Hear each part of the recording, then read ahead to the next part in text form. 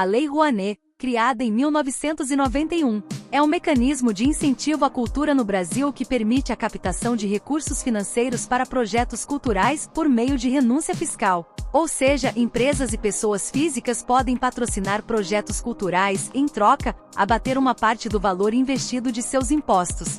O objetivo central é fomentar a produção cultural e democratizar o acesso à cultura no país. No governo Lula, a Lei Rouanet foi amplamente utilizada, mas também gerou controvérsias e críticas relacionadas a possíveis desvios de função e má gestão.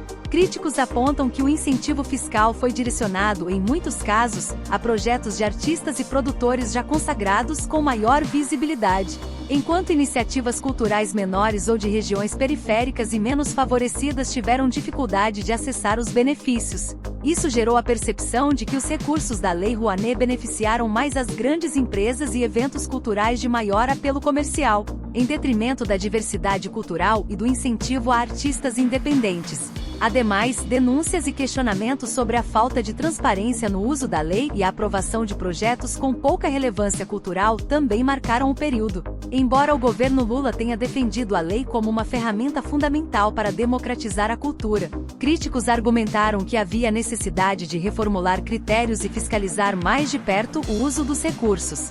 Por outro lado, apoiadores da lei no período destacam que ela ajudou a consolidar a produção cultural brasileira e garantiu a execução de muitos projetos que, sem esse mecanismo, não teriam viabilidade econômica. A discussão sobre os possíveis desvios de função da Lei Rouanet reflete desafios mais amplos de gestão cultural no Brasil, que incluem equilibrar interesses comerciais com a necessidade de fomentar a cultura em sua diversidade e acessibilidade. O aumento do teto para 16 bilhões de reais foi defendido pelo governo como uma forma de ampliar os recursos disponíveis para o financiamento de projetos culturais, especialmente em um momento em que o setor cultural enfrentava dificuldades, como as decorrentes da pandemia de Covid-19, o que por si só não justifica, já que se passaram 6 anos. O argumento central era que o Brasil precisava estimular a produção cultural para gerar empregos, dinamizar o setor e democratizar o acesso à cultura, o que nunca aconteceu, já que o fundo continua nas mãos de um espectro político da cultura.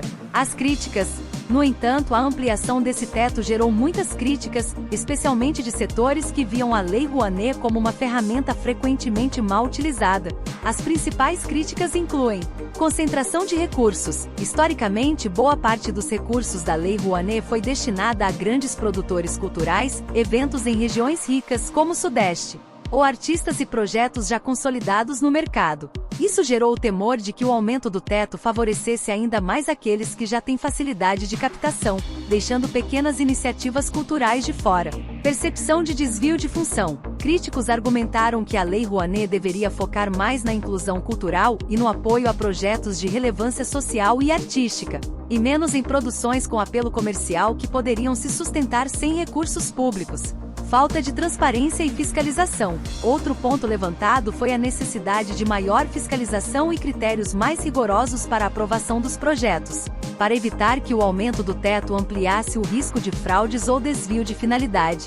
Uso político. Alguns opositores ao governo Lula apontaram que o aumento do teto seria usado para agradar setores da classe artística, que tradicionalmente têm mais proximidade com governos progressistas. O contraponto. Por outro lado, o governo argumenta que a cultura é um setor econômico relevante, e ampliar os recursos disponíveis gera empregos e movimenta a economia. O aumento do teto não significa necessariamente que todos os 16 bilhões de reais seriam captados ou aprovados de forma automática. Os projetos ainda precisam passar por análise e aprovação, mas a maioria é aprovado por uma ministra que tem diversos amigos no meio cultural. Esse recurso seria essencial para descentralizar a produção cultural, promovendo eventos em regiões periféricas ou menos atendidas no Brasil.